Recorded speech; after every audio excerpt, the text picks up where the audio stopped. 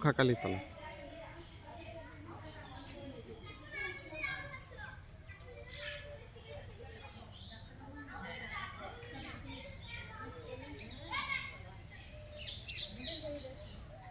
এইবার মোটামুটি আপনার 1300 কত শতাব্দে এই মন্দির প্রতিষ্ঠা হয়। প্রতিষ্ঠার ফলে সাহেব রাম চক্রবর্তী, আমাদের পূর্বপুরুষ ছিলেন সাহেব রাম চক্রবর্তী, তিনি প্রতিষ্ঠা করেন। এখানে বন জঙ্গল ছিল, গরুতে দুধ দিত আর কি, একটা গাছতলাতে ঘোষেদের বাস ছিল আগে, কুমোর আর ঘোষ। এই ঘোষেরা দেখতে পায় যে গরুতে দুধ দিচ্ছে, এখানে কেন দুধ দিচ্ছে না, কেন বাড়িতে এখানে দুধ দিচ্ছে কী করে। তখন দেখতে পায় মাটি করতে গিয়ে বাবা জপেশ্বর, তখন স্বপ্ন দেয় যে আমি এখানে জপেশ্বর, আমি এখানে প্রতিষ্ঠা হবো। তখন ঘোষেরা তখন এখানে বাস করতে পারে না, ঘোষেরা তখন পাশের গ্রামে বাস করে, এখানে বাস করতে না কোনো ঘোষ, মানে মাথায় চোট পড়ে গিয়েছিল বলে। তখন থেকে বাবা বাবা শিব উৎপত্তি হয় এখানে। আপনার মোটামুটি মামা খাপা এসেছিলেন, স্বয়ং চৈতন্যদেব সিনিয়র ছিলেন এখানে। হ্যাঁ, বিরাট জাগ্রত শিব, যে যা মনস্কামনা করে আসে তার পূর্ণ করে। হ্যাঁ হ্যাঁ, মোটামুটি বাবা জপেশ্বর, দেবাদিদেব মহাদেব, আমাদের আশেপাশে গ্রামে সব লোক পুজো পাঠ করতে আসে।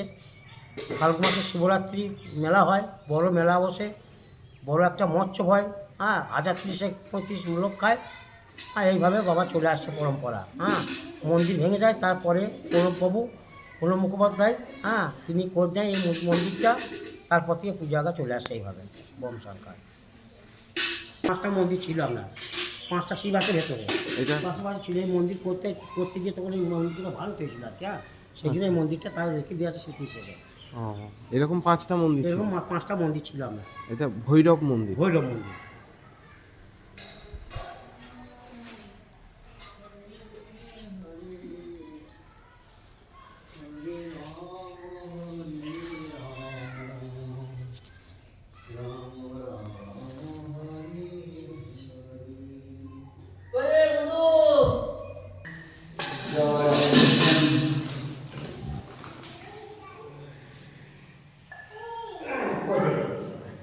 বন্ধু এই কল আছে, হ্যাঁ এই ঝোলা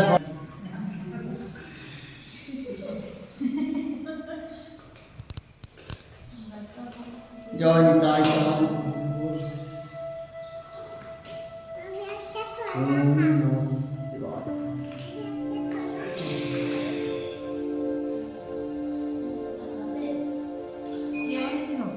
এই পুজো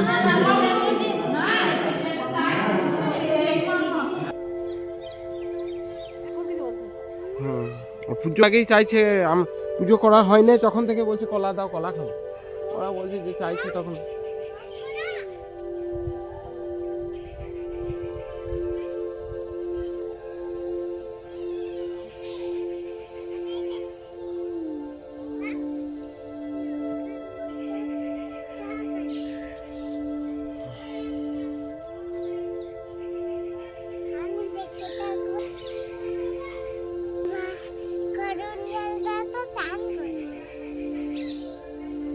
কয়েকজন পুজো দিতে এসেছিল, কলাটা চেয়ে নিয়ে নিয়েছে তাদের কাছ থেকে।